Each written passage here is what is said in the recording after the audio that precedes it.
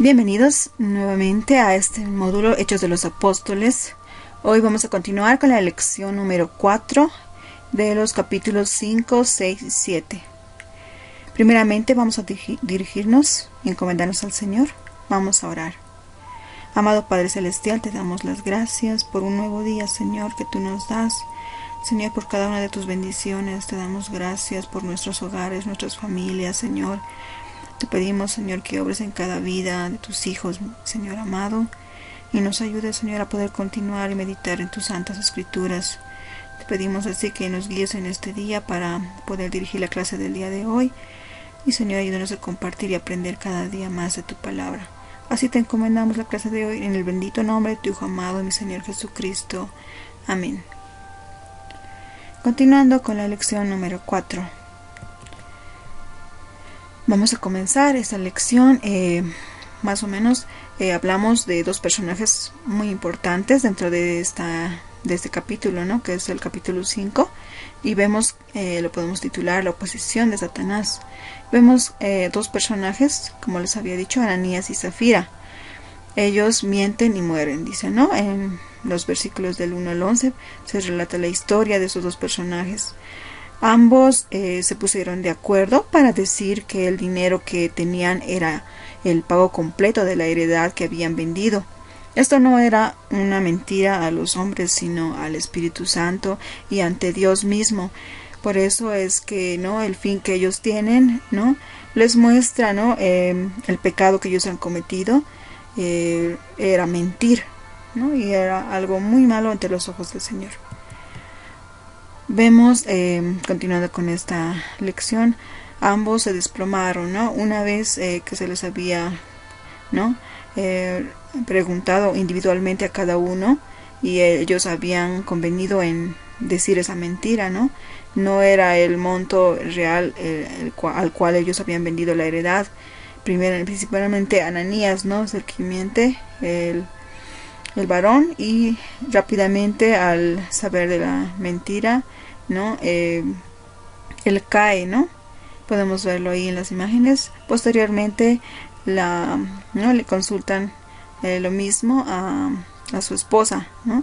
A Zafira le preguntan a cuánto había vendido la heredad, y ella también, como había convenido con su esposo en mentir. Entonces Dios, ¿no?, quería que su iglesia permaneciera limpia y libre de pecado. De esta manera es que, ¿no?, hace que Ananías y Zafira no permanezcan más dentro de la iglesia. Hay un juicio sobre Ananías y Zafira. Hay bastantes, ¿no?, podemos decir, cuestiones que podemos tomar en cuenta, y principalmente uno es que ambos trataron de engañar al Señor, pero Dios aplica su disciplina. Podemos ver una disciplina ahí que se aplica en ambos, ¿no? Después vemos el pecado premeditado que ellos tuvieron. Fue planificado, ¿no? No fue accidental, porque ellos ya habían quedado de acuerdo, ¿no?, en decir la mentira. Después vemos que Satanás llenó su corazón, ¿no? Porque una persona le pregunta, ¿no?, ¿por qué Satanás llenó tu corazón? Y, ¿no?, vemos eso justamente acá, ¿no?, que Satanás los había incitado también a que cometieran este pecado. También podemos decir que desafiaron a Dios, ¿no?, y también mintieron y fingieron decir la verdad, y el castigo fue sobrenatural, ¿no?, una muerte rápida, ¿no?, y repentina. También vemos que la iglesia creció más a pesar del pecado, y no se tiene por qué cuestionar la salvación. Es algo que nosotros no podemos cuestionar, ¿no? Cuando hablamos de la salvación, esto no está en debate. Es una doctrina, por lo cual, ¿no?, tenemos que respetarla. Vemos también un propósito final, ¿no? ¿Y cuál era ese propósito? Pues dice que vino temor sobre toda la iglesia, y la disciplina apostólica debe ser aplicada en la iglesia. Y la iglesia así había crecido, ¿no? Y creció porque el pecado fue disciplinado. Esto es lo que nos puede, ¿no?, enseñar en cuanto a esta lección, en cuanto a esto, ¿no?, del pecado de Ananías y Zafira. Continuando con la lección, en el capítulo 5 también vemos otro aspecto importante, que es la maravilla del testimonio apostólico. Los apóstoles recibieron del Señor poder para curar cualquier enfermedad. Ellos, a través del Espíritu Santo que Dios les había dado, ellos habían recibido poder y podían ellos también sanar a los enfermos. Y eso es lo que hacían, ¿no? Después vemos el arresto de los apóstoles, ¿no? Después de haber suscitado todos los milagros, seguían, ¿no?, algunos en contra de ellos y querían, ¿no?, de alguna manera apresarlos. Y vemos en los versos 17 al 21 que la cárcel y la provisión divina, ¿no?, es lo que siempre los sostiene y los cuida, ¿no? Y vemos que en el verso 21 al 26, ante el Sanedrín, son apresados, ¿no?, ellos. Y sin embargo, dice, un ángel los saca, ¿no?, a los apóstoles de la cárcel para que el evangelio se siga predicando, ¿no? No permite que ellos sigan presos, ¿no? Sin embargo, ellos quedan libres y el ángel, ¿no?, los ayuda y ellos continúan así con la tarea, ¿no?, y que es predicar el evangelio. También vemos la acusación y la defensa apostólica, ¿no? Ya que estos habían sido apresados y son llevados ante el Sanedrín. Ahí, ¿no?, la acusación sobre el mandato que les había dado. En los versos 29 al 32 vemos la defensa del evangelio de Jesucristo. Y Pedro ahí proclama, ¿no?, valientemente a Jesús, a quien nosotros crucificasteis, ¿no? De esa manera él les dice. Y también en el verso 33 la reacción que tienen los judíos, ¿no? Se enfurecieron y les ordenan que no vuelvan a hablar en el nombre de Jesús, ¿no? Ellos les piden, antes de soltarlos, que ya no sigan hablando, ¿no?, en el nombre de Jesús. Y vemos a un personaje muy importante, ¿no?, en cuanto en el Sanedrín, y no hay cierto cuidado, dice, ¿no?, con el consejo de Gamaliel. Gamaliel, recordemos que era, ¿no?, un fariseo, era maestro de maestros, ¿no? Tenía un currículum bastante, ¿no?, conocido por los judíos, y sabemos que también era el maestro, ¿no?, del apóstol Pablo.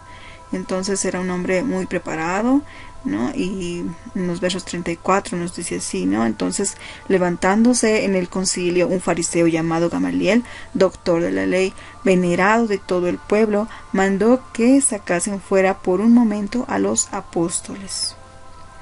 Entonces, ¿no?, ¿qué es lo que sucedió? En los versos 35 vemos que, y luego les dijo, ¿no?, varones israelitas, mirad por vosotros lo que vais a hacer respecto a estos hombres, porque antes de estos días se levantó Teudas, diciendo que era alguien. A este se unió un número de 400 hombres, pero él fue muerto, y todos los que le obedecían fueron dispersados y reducidos a nada. Después tomó el nombre de otro personaje, que es Judas, ¿no?, el Galileo, en los días del censo, y llevó en pos de sí a mucho pueblo. Pereció también él, ¿no?, es decir, murió, y todos los que le obedecían fueron también dispersados. Les da ese ejemplo de los dos personajes, ¿no?, tanto de Teudas como de Judas, que ambos tenían bastantes seguidores, pero que al final ellos habían perecido, habían muerto, ¿no? Y ahora dice, os digo, apartaos de estos hombres y dejadlos, porque si este consejo o esta obra es de los hombres, se desvanecerá, mas si es de Dios, no la podéis destruir, no seáis tal vez hallados luchando contra Dios. De esta manera es que, ¿no?, Gamaliel les manifiesta, ¿no?, ante el Sanedrín, y en defensa de estos varones, ¿no?, siervos de Dios, y los advierte, ¿no?, que tengan mucho cuidado con lo que iban a hacer, ¿no? Y también, sin embargo, los apóstoles, ¿no?, se regocijan por el privilegio de sufrir por Cristo, y jamás dejaron de enseñar ni de predicar a Jesucristo. Ellos estaban, ¿no?, gozosos, animados en continuar llevando el evangelio. Después pasamos al testimonio de la iglesia en el servicio. Vemos que hay ciertos problemas que se suscitan, hay murmuraciones y una necesidad, ¿no? Los apóstoles guían a la iglesia a elegir diáconos para que asumieran esa responsabilidad. Recordemos que en los versos 1 al 2, ahí no nos dicen que ellos empezaban a preocuparse por las viudas que eran desatendidas y el dinero, ¿no? Entonces ellos no ven la necesidad de elegir diáconos. Entonces dice, ¿no?, que los hombres para el servicio, había requisitos para esto, ¿no? Y bueno, podemos mencionar 3 de ellos. Era uno, un testimonio de vida, ¿no? Tenía que tener una buena reputación. Segundo, tenía que tener sabiduría para la administración. También podemos decir que debía de ser lleno del Espíritu Santo, o sea, debía depender de Dios. Y estos diáconos elegidos fueron Esteban, Felipe, Prócoro, Nicanor, Timón y Nicolás. Siguiendo con la obra de Esteban y la oposición contra él, ¿no?